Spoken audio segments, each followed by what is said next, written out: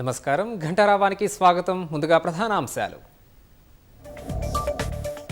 ఉగ్రదాడితో పర్యాటకులు లేక వెలవెలబోతున్న పహల్గాం. కశ్మీర్ ఆర్థిక పరిస్థితి ఆందోళనకరంగా మారిందన్న సీఎం ఒమర్.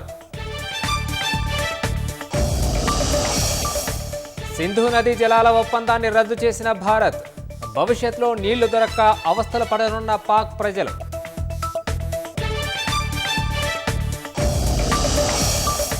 సిడబ్ల్యూసీ సమావేశం అనంతరం కేసీ వేణుగోపాల్ కీలక వ్యాఖ్యలు.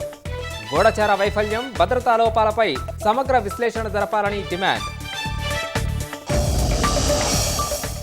జమ్మూ కశ్మీర్కు వెళ్లొద్దని ఆ దేశ ప్రజలకు అమెరికా సూచన. శ్రీనగర్, గుల్మార్గ్, పహల్గాంలో హింస చెలరేగొచ్చని హెచ్చరిక. ఎండ నుంచి ఉపశమనం కోసం పోలీసుల వినూత్న చర్యలు. నల్గొండలో ప్రయాణికుల కోసం ప్రత్యేక ఏర్పాట్లు.